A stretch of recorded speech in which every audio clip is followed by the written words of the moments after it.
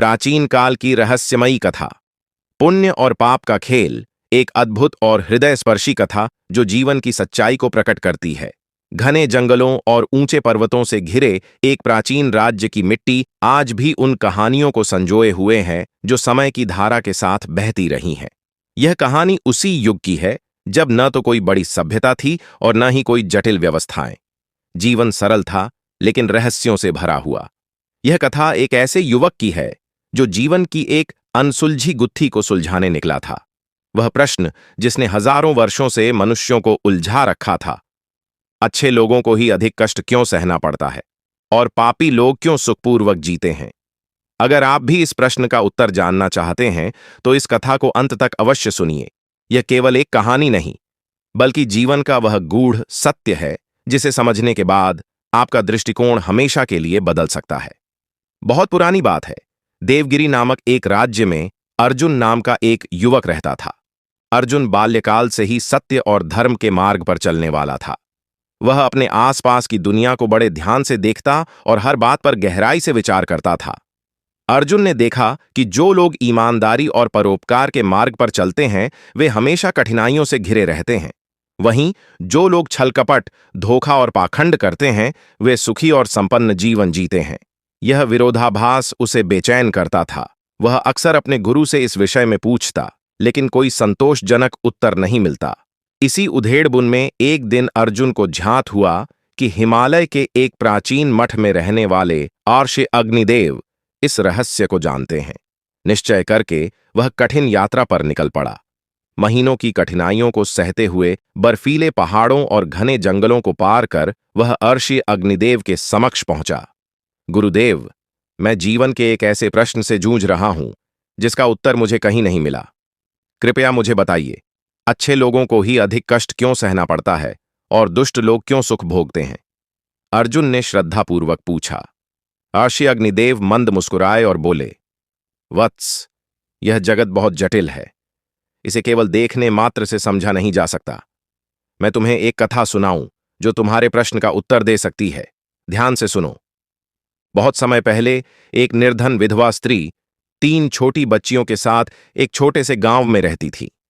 उसका पति कई वर्षों पूर्व युद्ध में मारा गया था। स्त्री ने अपने बच्चों को पालने के लिए हर संभव प्रयास किया लेकिन कठिनाइयां उसका पीछा नहीं छोड़ रही थीं। धीरे धीरे वह बीमार रहने लगी और एक दिन उसकी मृत्यु का समय आ गया। यमराज ने अपने दूत कालदेव को आदेश दिया कि वे उस स्त्री के प्राण हर लें। लेकिन जब कालदेव वहां पहुंचे तो उन्होंने देखा कि उसकी 3 मासूम बेटियां रोती हुई अपनी मां से लिपटी हुई थीं। उनके करुण क्रंदन को देखकर कालदेव का हृदय पिघल गया। उन्होंने यमराज से प्रार्थना की, प्रभु, यदि हम इस स्त्री की आत्मा अभी ले गए तो इन मासूम बच्चियों का क्या होगा? क्या हमें इन्हें इस निर्दयी संसार में यूं ही छोड़ देना चाहिए? कृपया इस स्त्री को कुछ वर्षों का जीवन दान दें। यमराज गंभीर स्वर में बोले, यह संसार के नियमों के विरुद्ध होगा। प्रत्येक जीव की आयु पहले से निर्धारित होती है। तुमने विधि के नियम को तोड़ा है, इसलिए तुम्हें दंड भुगतना होगा। अब तुम्हें मनुष्य योनि में जन्म लेना होगा और जब तुम 3 बार अपनी मूर्खता पर खुलकर हंसोगे तभी तुम्हारा उद्धार संभव होगा। कालदेव मनुष्य रूप में एक गांव में जन्मे और वहां एक निर्धन मोची के पास शरण ली। एक दिन मोची ने अपने बच्चों के लिए कपड़े खरीदने को पैसे बचाए थे, लेकिन उसी दौरान उसने कालदेव को ठंड में ठिठुरते देखा। दयालु मोची ने अपने बच्चों के लिए लाए गए पैसों से कालदेव के लिए गर्म वस्त्र खरीद लिए।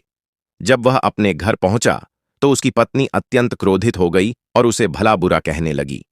यह देखकर कालदेव जोर जोर से हंसने लगे। मोची आश्चर्यचकित होकर बोला, भैया, तुम हंस क्यों रहे हो? कालदेव मुस्कुराते हुए बोले, अभी समय नहीं आया। उचित समय पर मैं तुम्हें बता दूंगा। समय बीता और मोची को राजा के लिए कीमती चमड़े से जूते बनाने का आदेश मिला, लेकिन कालदेव ने गलती से उस चमड़े से चप्पल बना दी। मोची बहुत डर गया कि राजा उसे दंड देगा, परंतु उसी समय एक समाचार आया कि राजा की मृत्यु हो गई है और उनकी अंतिम यात्रा के लिए चप्पल ही आवश्यक थी। मोची का भय खुशी में बदल गया। यह देखकर कालदेव दूसरी बार हंसने लगे। अंततः वर्षों बाद वे 3 लड़कियां विवाह योग्य आयु तक पहुंच चुकी थीं। एक वृद्धा ने उन्हें गोद ले लिया और उन्हें अच्छा जीवन दिया। यह देखकर कालदेव तीसरी बार हंस पड़े। तभी स्वर्ग से दिव्य प्रकाश प्रकट हुआ और यमराज प्रकट हुए। हे कालदेव, अब तुम्हारा प्रायश्चित पूर्ण हुआ। अब तुम अपने वास्तविक स्वरूप में लौट सकते हो, यमराज बोले। आशी अग्निदेव ने अर्जुन की ओर देखा और कहा, वत्स, यह जीवन केवल वही नहीं जो आंखों से दिखता है। भगवान के निर्णय कभी कभी हमें अन्यायपूर्ण लग सकते हैं, लेकिन वे दीर्घकालिक भलाई के लिए होते हैं। अच्छे लोग अधिक कष्ट इसलिए सहते हैं क्योंकि वे परीक्षा के माध्यम से आध्यात्मिक उन्नति प्राप्त करते हैं। वे मोक्ष के निकट पहुंच जाते हैं, जबकि दुष्ट लोग अपने ही कर्मों के जाल में फंस जाते हैं। अर्जुन का मन अब शांत था। उसे अपने प्रश्न का उत्तर मिल चुका था। वह आर्षि के चरणों में झुका और वहां से विदा हुआ। प्रिय पाठकों, यह कथा केवल एक कथा नहीं, बल्कि जीवन का एक गहरा सत्य है। यदि यह कहानी आपको अच्छी लगी तो इसे दूसरों तक पहुंचाई और अपने विचार साझा करें।